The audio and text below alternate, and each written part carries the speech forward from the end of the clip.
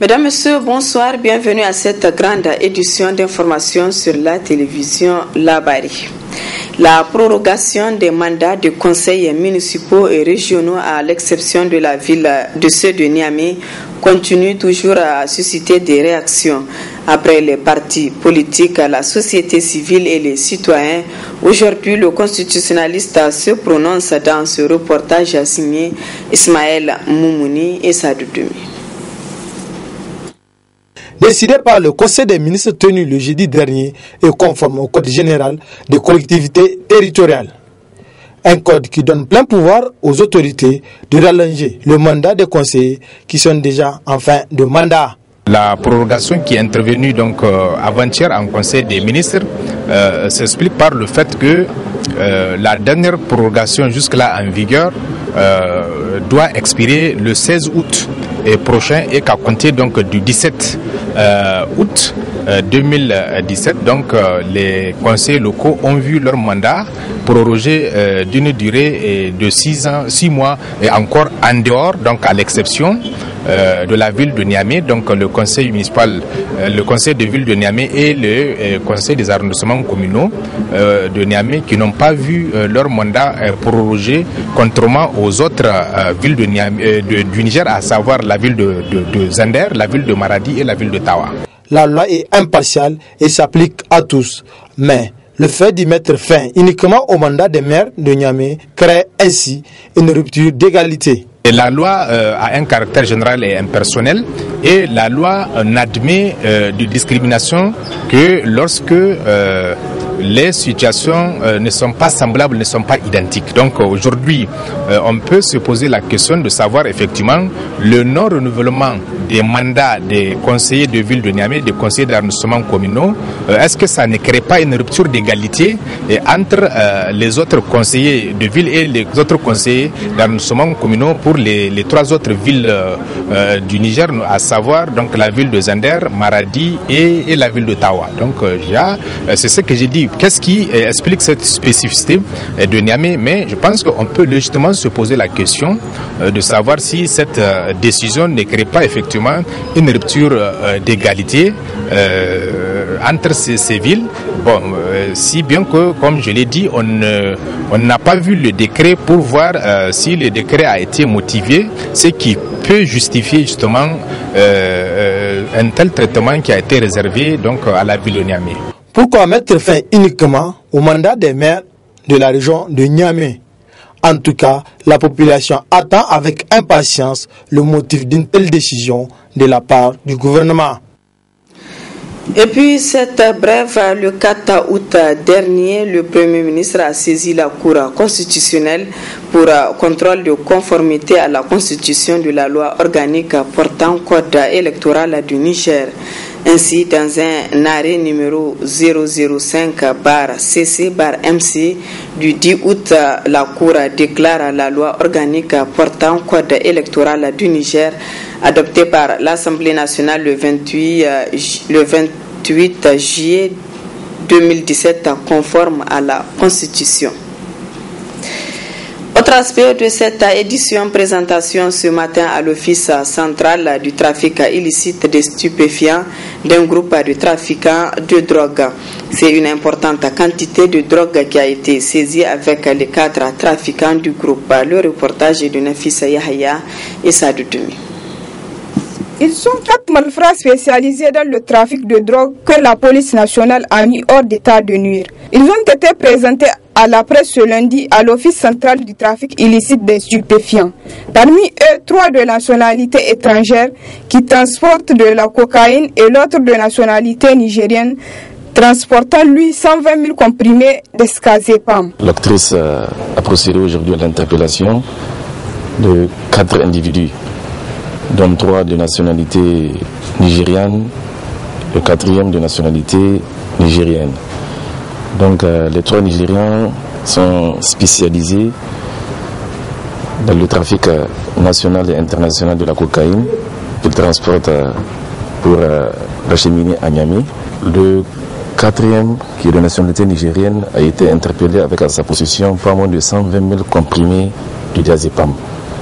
Donc c'est aussi une drogue Donc ils arrivent à écouler sa marchandise au niveau des villages environnants.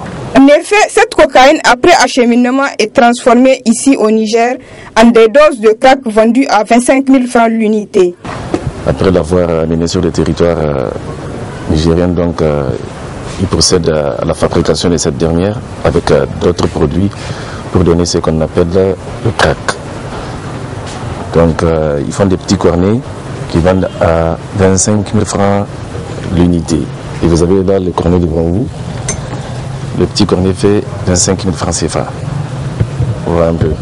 Et ils vendent ça aux jeunes filles et garçons qui sont dans la ville de Niamey.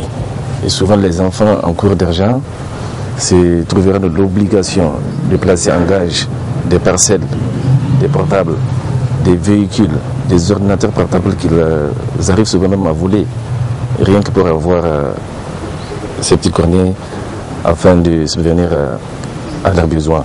Enfin, le capitaine Adili Toro lance un appel à l'endroit de la population pour plus de collaboration afin de lutter contre la consommation des stupéfiants au Niger.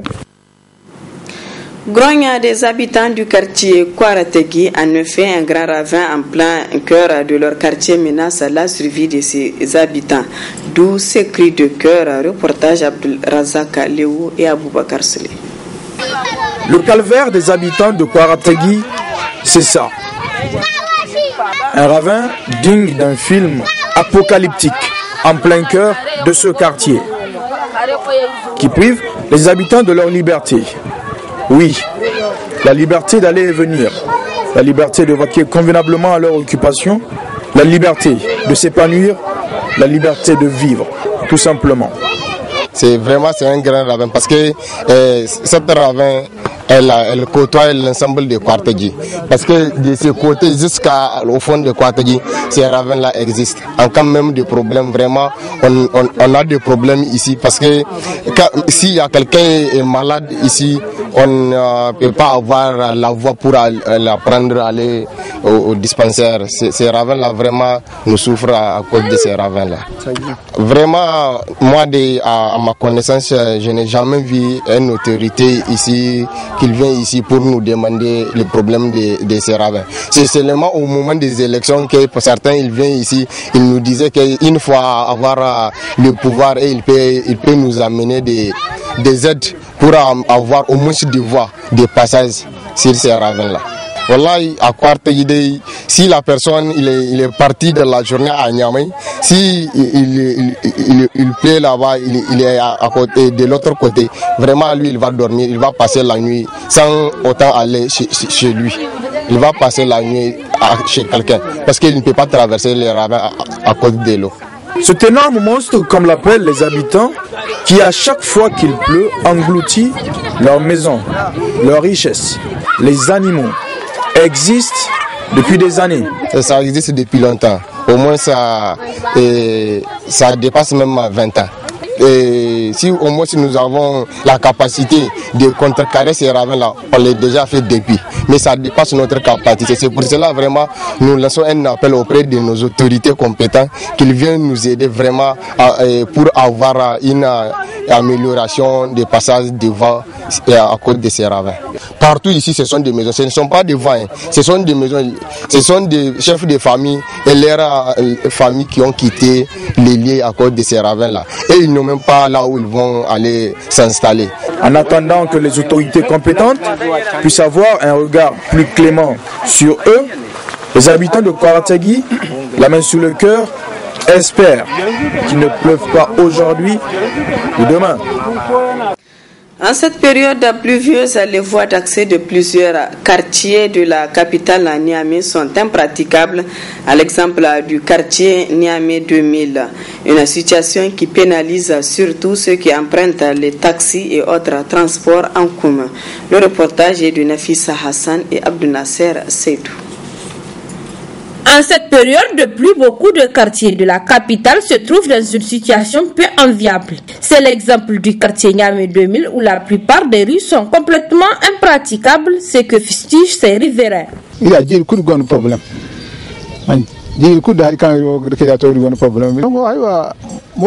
À chaque saison de pluie, c'est la même situation, c'est le même problème.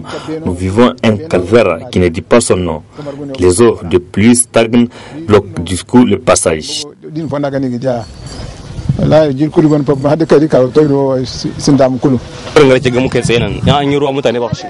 À cet endroit précis, dès qu'il pleut, c'est vraiment un problème.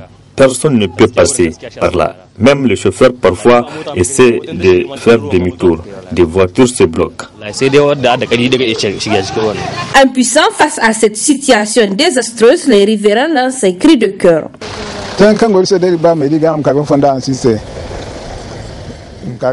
Nous demandons seulement aux autorités de nous aider, car la situation est vraiment déplorable.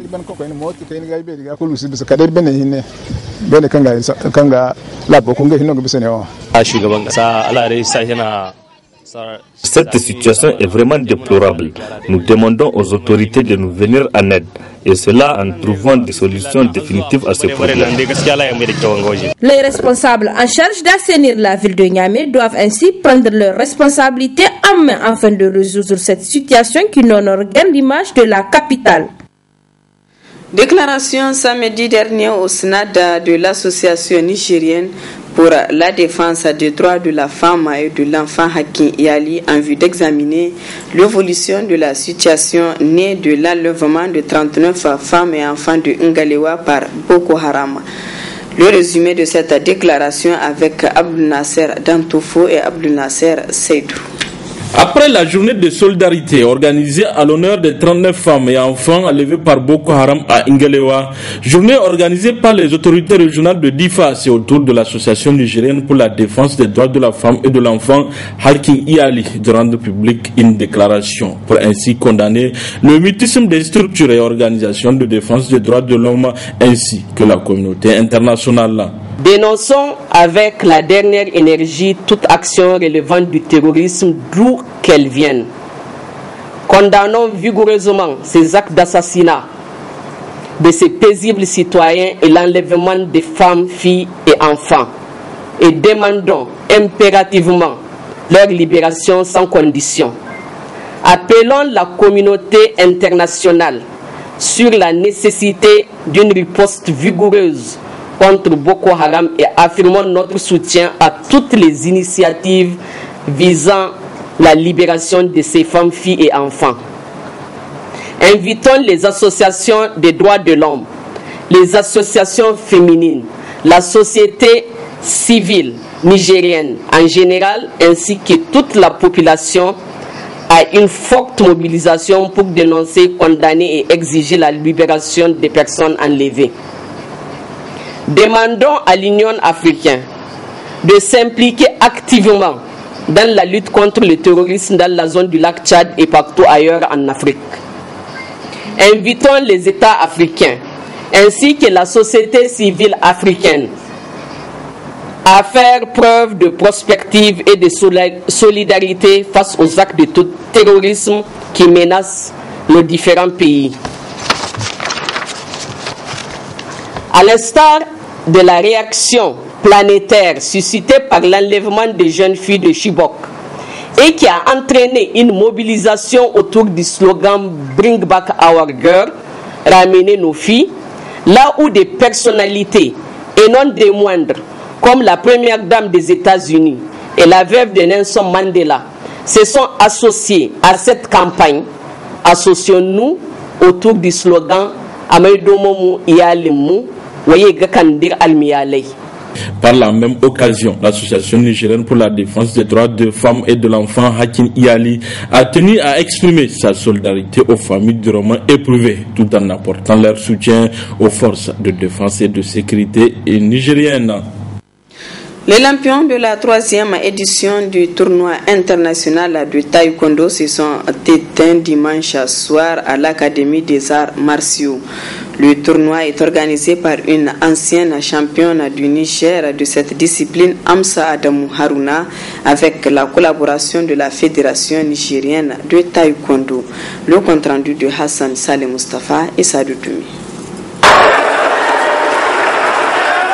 Ce tournoi international de taekwondo qui a réuni plus de 400 combattants venus du Niger, Burkina Faso et Togo a pris fin sur une note de satisfaction générale. Les organisateurs se disent réconfortés, l'objectif est atteint.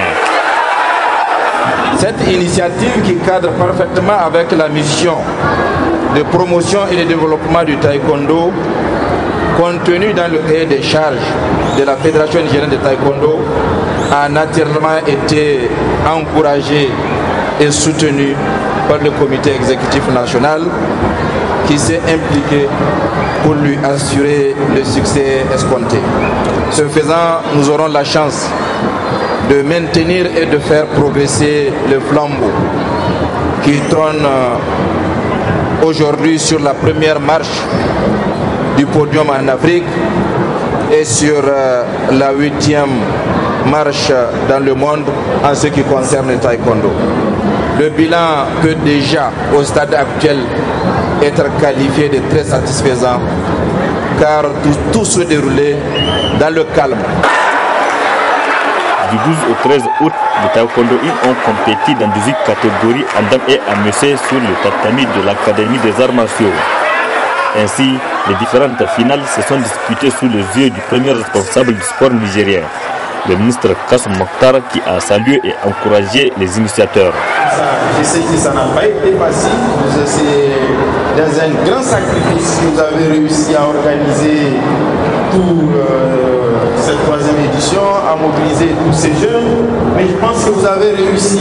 Ce n'est pas les médailles que les gens vont gagner qui est le plus important, c'est le bonheur et le sourire que vous avez réussi, cette joie que vous avez réussi à créer, n'est-ce pas, au niveau de tous ces jeunes, au niveau de la population nigérienne.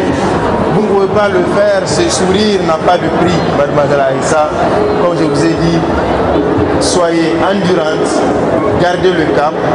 Le plus important, c'est ce bonheur que vous êtes en train de donner au peuple du Niger tout entier. Donc je pense qu'il n'y a pas un prix à ça. Des médailles et des trophées ont été attribués à tous ceux qui se sont fait distinguer, mais aussi à ceux qui ont contribué pour la réussite de ce tournoi. Cette compétition de Niamey a permis aux techniciens de détecter des talents qui viendront certainement renforcer l'écurie du Niger.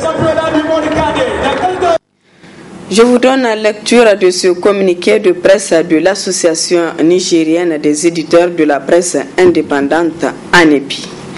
L'association nigérienne des éditeurs de la presse indépendante ANEPI vient d'apprendre avec satisfaction que Gourel Harouna, directeur de publication du journal La Mutation, vient de remporter le procès qui l'oppose depuis quelques mois à une société industrielle de la place à la société de transformation alimentaire STA. Dans une série d'articles, le journal a mis en lumière certaines mauvaises pratiques de la société en matière de gestion de ses ressources et de ses personnels et de son personnel. S'estimant diffamés, les responsables de la dite société avaient porté plainte devant le tribunal de grande instance hors classe de Niamey, réclamant 200 millions de francs CFA de dommages et intérêts. À la suite des arguments développés par les deux parties, le tribunal a constaté dans un verdict rendu le 8 août dernier que notre confrère a fait son travail dans les règles de l'art. Il a donc rejeté l'accusation de diffamation et a condamné les plaignants aux dépens. Tout en félicitant le confrère pour son travail d'investigation et son professionnalisme, l'ANEPI encourage une fois de plus tous les journalistes professionnels à beaucoup plus de respect de l'éthique et de la déontologie du métier dans leur investigation, le traitement et la diffusion des informations recueillies. L'ANEPI encourage par la même occasion les journalistes et organes de presse à faire davantage confiance à la justice à chaque fois qu'un procès les oppose à un tierce. C'était là un communiqué de presse de l'Association nigérienne des éditeurs de la presse indépendante, ANEPI. Voilà, mesdames, messieurs, c'est sur ce communiqué que prend fin ce journal. Merci à vous de l'avoir suivi et excellente soirée en compagnie du programme de la télévision Labari.